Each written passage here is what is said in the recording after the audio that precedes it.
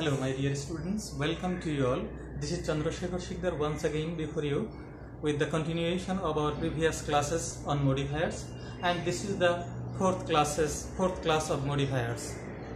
Well, in our last class we were discussing the most common techniques number up to 6, and today I shall start from technique number 7. Okay, let's start.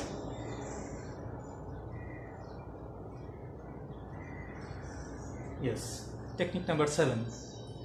If you find modify using participle phrase in the parenthesis, that means in the bracket, then construct a participle phrase. And here one thing you should remember, in our last class in technique number 6, I told you that if you find modify using a participle, then just use present participle or past participle, but here additional word phrase, modify using participle phrase. Okay, then construct a participle phrase. Okay, for example, she got a dancing doll for her birthday. Here, dancing doll, this is a participle phrase. Now you should know how to construct a participle phrase. Okay, this is the structure of participle phrase: participle plus prepositional phrase. In this way, you can construct a participle phrase. For example, Seema noticed her cousin walking along the shoreline. Here you see walking, this is a participle. And along the shoreline, this is a prepositional phrase. So, if you join participle and a prepositional phrase, then it will be a participle phrase. So, Seema noticed her cousin walking along the shoreline. Walking along the shoreline, this is a participle phrase. And in the second example, I saw the potter lying on the floor. Here you see lying, this is a participle because verb with ing, and on the floor, this is a prepositional phrase. So you see, according to the structure, participle lying and then prepositional phrase on the floor. So lying on the floor, this is a participle phrase. And again in the third example, the children are interested in music. Here interested, this is the past participle, and in music, this is a prepositional phrase. So interested in music, this is participle phrase. Okay, then again you can construct a participle phrase, just use participle and then noun or noun phrase. For example, Meera risked petting the pit bull. Here, petting, participle, and the pit bull, this is a noun phrase. Okay, pit bull means a kind of dog that is very ferocious.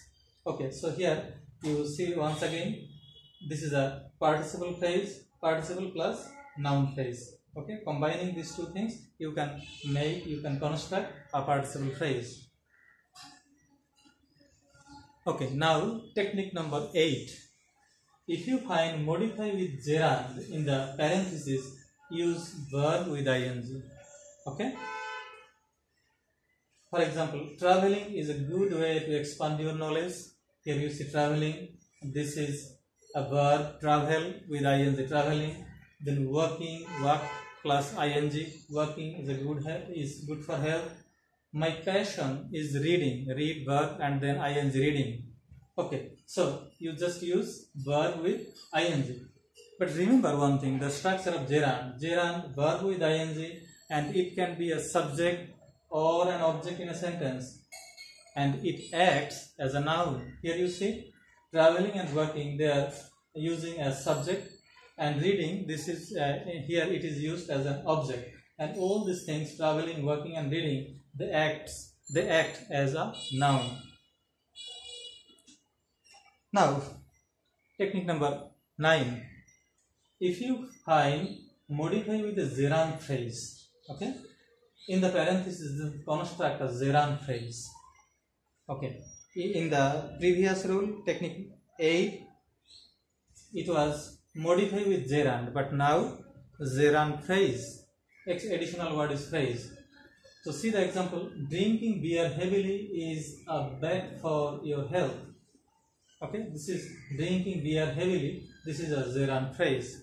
Now the question arises, how can we construct a gerund phrase?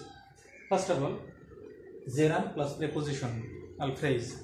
If you combine these two things, gerund plus prepositional phrase, it will be a gerund phrase. For example, sleeping through the night is difficult for me. Here, sleeping, this is a gerund. Through the night, this is a prepositional phrase. Okay, so combining these two things, gerund plus prepositional phrase, sleeping through the night, this is a gerund phrase. And in the second example, do you like swimming with dolphin? Here, swimming is a gerund. With dolphin, this is a prepositional phrase. So combining these two phrases, swimming with dolphin, this is a gerund phrase. Again, you can also construct gerund phrase combining gerund plus noun phrase. Okay. For example, he wanted to learn more about riding a bike. Here you see riding, this is a gerund, verb with ing, and a bike, this is a noun phrase. So combining these two things, gerund plus noun phrase, we can construct a gerund phrase. Now the question arises, what is the difference between gerund and participle phrase? Okay, the difference is very subtle, is very acute. See it carefully. In the two example, drinking beer heavily is bad for your health. This is a gerund phrase. But drinking beer heavily, Tom and Jim became more rigorous. This is not a gerund phrase. Okay? How? The difference is that if the phrase is followed by a comma, here you see in the second example there is a comma. So if the phrase is followed by a comma, then it is more like to be a participle phrase and not the gerund phrase. So in the second example, drinking beer heavily, this is a participle phrase, not the gerund phrase. And the gerund phrase will always behave as a noun. Drinking heavily, this phrase acts as a noun. While a present participle phrase will act as an adjective. Drinking beer heavily, this phrase acts as an adjective. So this is the subtle difference between gerund and participle phrase. Sorry. Now technique number 10. If you find modify with demonstrative in the parentheses, then use any suitable demonstrative pronouns which are shown in the bracket. Okay, and which are the demonstrative pronouns? These, that, those. These are demonstrative pronouns. So if you find in the question modify with demonstrative, then use any of the demonstrative pronouns. Okay. So in the example you see, I want to buy those books. Those, this is a demonstrative pronoun. Then technique number 11. If you find modify with a quantifier in the parenthesis in the bracket, then use any of the suitable quantifiers. Okay, so these quantifiers are shown in the bracket. Quantifier, that means that indicate the quantity. Okay, so any, all, many, much, most, some, a few, and a lot, a little, a large amount of, none, and the cardinal number, for example 1, 2, 3, 4. Okay, all these are quantifiers. So if you find modify with quantifier, then use any of the suitable quantifier. For example, she is 2 inches taller than her sister. Here 2 inches. This indicates the quantity. So this is quantifier. A few more workers are needed. How many workers? A few. This is a quantifier. It indicates the quantity. Then technique number 12. If you find modify with an article in the parentheses, then use any of the suitable articles shown in the parentheses or bracket. That means the most common article A and D. Okay. For example, today we need to write an assignment. Here, and this is the article. So if you find modify with an article, then use just any of the article A and D. Technique number 13. If you find modify with a possessive in the parenthesis, then use any of the suitable possessive case.